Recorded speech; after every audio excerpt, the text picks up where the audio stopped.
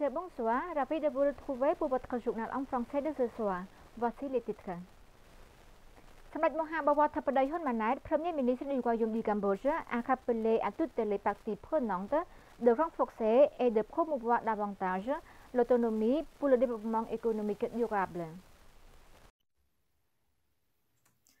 S'adressant à la cérémonie de clôture de la réunion annuelle du ministère des Affaires sociales, des anciens combattants et de la réhabilitation des jeunes, tenue le 6 février 2024 à Phnom Penh, le chef du gouvernement royal a dit qu'en 1997, le taux de pauvreté au Cambodge était d'environ 50%, mais qu'avec plus de 20 ans de paix totale, ce chiffre a chuté à seulement 17%. Samrat Tapadayhon Manait, Premier ministre du Royaume du Cambodge, a dit que le Cambodge avait utilisé d'une main pour contrôler la situation et de l'autre pour s'efforcer de résoudre les problèmes en mettant en place divers mécanismes visant à maintenir la durabilité macroéconomique. Le gouvernement royal pense toujours à créer des mécanismes et d'autres conditions pour garantir que les citoyens puissent vivre de manière autonome. Le Premier ministre a mis l'accent sur l'attention et l'assistance du gouvernement royal aux familles pauvres, aux groupes vulnérables et aux ménages vulnérables à travers des interventions sociales. Samrat Tapadayhon Manait a ajouté que le gouvernement royal de la 7e législature de l'Assemblée nationale continuerait à développer le système de protection sociale du pays pour qu'il soit plus concentré, efficace, équitable et durable, basé sur l'esprit de ne laisser aucun citoyen de côté. Lors d'une visite de courtoisie avec son Excellence Aphisante Bandit Sosokha, vice-premier ministre et ministre de l'Intérieur, Madame Dena Fisher, présidente de mission du Comité international de la Croix-Rouge CICR au Cambodge, a exprimé son appréciation pour les efforts du gouvernement royal du Cambodge dans l'amélioration de la surpopulation dans les prisons. Son Excellence Aphisante Bandit Sosokha, vice-premier ministre et ministre de l'Intérieur, a exprimé sa profonde gratitude au CICR pour avoir aidé le Cambodge dans de nombreuses actions humanitaires dans le passé et en particulier pour l'accent mis sur les prisons et la réhabilitation. Son Excellence le ministre de l'Intérieur du Cambodge a également salué la forte coopération dans le domaine pénitentiaire entre le ministère de l'Intérieur et le CICR qui a débuté de 1993 à présent. Il a également souligné les efforts du gouvernement royal du Cambodge, en particulier ceux du ministère de l'Intérieur, pour réduire la surpopulation dans les prisons, y compris les solutions et visions d'avenir et l'amélioration des conditions de détention, le maintien de bien-être des détenus et le maintien des relations des détenus avec leurs familles.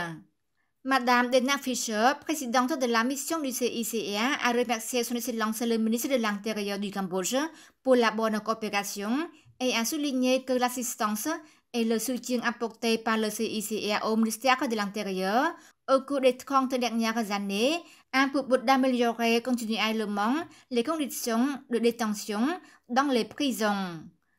Basé sur la coopération d'environ 30 ans entre le ministère de l'Intérieur du Cambodge et le Comité international de la Croix-Rouge CICR, Son Excellence Aphisante Bandit Sosokha et Madame Dena Fisher ont convenu de poursuivre leur engagement dans ce partenariat solide pour améliorer encore les travaux réalisés dans le passé. Son Excellence Petra, ministre de l'Information, a présidé une réunion du comité d'organisation du glossaire technique du ministère de l'Information.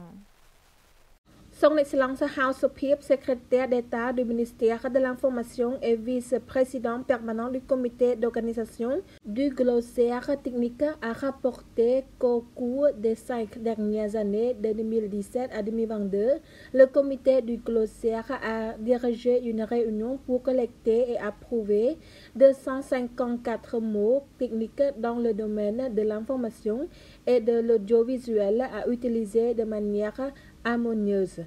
Glossaire technique du département général de l'agence de presse cambodgienne. Dans le même temps, le comité a réalisé avec fierté des réalisations, notamment les grands mots du département général de l'Agence Cambodge Presse AKP, les grands mots techniques du département général de la télévision nationale du Cambodge TVK, les grands mots techniques du département de l'information et de l'audiovisuel, les grands mots techniques du département général de la radio nationale du Cambodge RNK, ainsi que la promotion du département dans l'esprit de préservation de la langue et de la littérature khmer. Son Excellence le secrétaire d'État a exposé les orientations du comité pour continuer à diffuser et compiler les documents juridiques concernés, continuer à rechercher de nouveaux termes techniques liés aux compétences des 5 départements généraux et promouvoir la mise en application mobile de glossaires des médias et des téléchargeables disponibles sur tous les appareils Android via Google Play Store à 100% succès et lancer l'application mobile iOS sur l'App Store. Son Excellence le ministre Ned Petra, président du comité d'organisation du glossaire technique et des nouveaux vocabulaires utilisés par le ministère de l'Information. Son Excellence le ministre Ned Petra, président du comité d'organisation du glossaire technique et des nouveaux vocabulaires utilisés par le ministère de l'Information, a déclaré que l'établissement d'un glossaire pour les médias est une tâche importante pour rendre le mot cohérent pour le média car l'orientation future, le ministère de l'Information doit être à l'avant-garde des cadres de gestion de l'information et des relations publiques. L'examen du diplôme bouddhiste du premier cycle du secondaire, année scolaire 2023-2024, a eu lieu 3 jours du 6 au 8 février 2024 à Phnom Penh, dans l'enceinte du lycée bouddhiste Pressoramarit. Son Excellence Chai Boren, ministre des cultes et de religion, a présidé la cérémonie de remise des épreuves de l'examen du diplôme d'études secondaires 2023-2024 avec la participation des inspecteurs généraux adjoints des études bouddhistes nationales, Samdat Prea Pothivong Kate Bandit Am Lam Heng, Samdat Prea Samoni Kate Bandit Tusna Vichi Rotsarun, Samdat Thome Likhat Bandit Sao Chanthol et des autres dirigeants du ministère des cultes et de la religion. À cette occasion, Son Excellence le ministre a souhaité tous les candidats de réussir à l'examen. À noter que l'examen du diplôme de bouddhisme du premier cycle du secondaire pour l'année scolaire 2023-2024 se déroula pendant 3 jours du 6 au 8 février 2024 dans 3 centres avec 1306 candidats, soit 53 salles. Son Excellence Chai Rathisain, ministre du Développement rural, a dirigé un groupe de travail technique pour inspecter les états des routes rurales dans le district de Tbong Khmum, province de Tbong Khmum.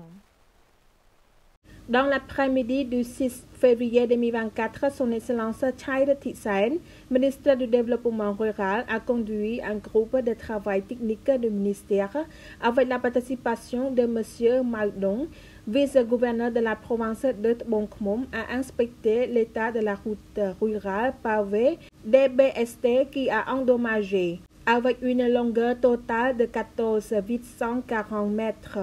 Cette route est connectée de la route nationale 7 à la porte de la pagode de Mnacha, village de Mnacha, commune Anchum, district Tbong Khmum, jusqu'au village Chukso, commune Dontay, district Ponyekrai, province de Tbong Khmum, limitrophe du district Kanchriet, province Prey-Veng. Il convient également de rappeler que cette route a été construite dans le cadre de la deuxième phase du projet d'amélioration des routes rurales du ministère du Développement rural depuis 2019 et a été gravement endommagée par des surcharges. Le ministère examine actuellement la possibilité de construire cette route pour faciliter les déplacements quotidiens de la population dans la région. Par la suite, Son Excellence le ministre et sa délégation ont inspecté le chantier de construction d'une autre route d'une longueur de 11,20 km qui relie le village de Koksrok, commune de Koksrok, district de Dambai, au village de Tepnimet, communes de Ko, district de Tbong Khmum, province de Tbong Khmum, dont environ 10% devraient être achevés d'ici la fin de 2024. Après avoir inspecté les deux routes, son Excellence le ministre s'est entretenu avec les habitants à un village modèle situé au village de Levietot, commune de Ko, district de Tbong Khmum. Au cours de la réunion, son Excellence le ministre a apporté un message de salutation de Samdech Akek Mohasena Padaidecho Hun Sen, ancien premier ministre de Samdech Ktek Pratmandat Bonani Hun Sen, présidente de la Croix-Rouge cambodgienne, et de Samdech Thapadai Hun Manet, premier ministre du Royaume du Cambodge, à tous les habitants. La première commission de l'Assemblée nationale et le Conseil provincial de Mondulkiri se sont rencontrés pour comprendre l'avancement des travaux et le mécanisme de résolution des conflits fonciers dans la province. À l'administration de la province de Mondulkiri, la première commission de l'Assemblée nationale des droits de l'homme, des plaintes, des enquêtes et des inspections, dirigée par son Excellence Sa Chamrong, président de la commission, et son Excellence Chan Vuen, député de la province de Mondulkiri, ont rencontré son Excellence Min Ngoi, président du conseil provincial de Mondulkiri, son Excellence Thong Savon, gouverneur de Mondulkiri et des départements concernés pour comprendre l'avancement des travaux et le mécanisme de résolution des conflits fonciers dans la province. Son Excellence Thong Savon, gouverneur de Mondulkiri, a informé la délégation que la province de Mondulkiri se développe actuellement étape par étape et se dirige vers un développement rapide du tourisme en 2035. Concernant la résolution des conflits fonciers pour le peuple, son Excellence le gouverneur a déclaré que la résolution des conflits fonciers pour le peuple se concentre sur la protection des droits de l'homme, les enquêtes et le travail de résolution des plaintes auprès du peuple. Il a poursuivi que la province de Mondulkiri dans le passé, il a été observé que dans toutes les communes, 104 villes, districts de la province, ainsi que les unités concernées faisaient du bon travail dans la protection et la promotion des droits de l'homme et le traitement des plaintes auprès des peuples en fonction de leurs spécialités respectives. Pour le niveau de l'administration du municipal district, la fourniture de services de résolution des plaintes au peuple est appliquée par les bureaux des peuples et les centres de services judiciaires dans les 5 villes, districts, via les boîtes aux lettres et le dépôt des plaintes directes. Son Excellence Sa Chamrong, président de la première commission de l'Assemblée nationale, a mentionné les activités de travail de la commission pour surveiller et s'informer du respect des droits de l'homme au Cambodge dans les ministères et institutions en application de la Constitution du Royaume du Cambodge et de la Déclaration universelle des droits de l'homme, ainsi que tous les documents juridiques nationaux et internationaux relatifs aux droits de l'homme. En outre, la Commission a rencontré les autorités infranationales pour surveiller la mise en œuvre de la loi et se renseigner sur les progrès du travail des autorités infranationales à travers les programmes politiques nationaux. Et c'est la fin de notre journal. Merci pour votre fidélité. L'info demain, vous retrouverez Chamran Sousday pour une nouvelle édition. Excellente soirée à tous.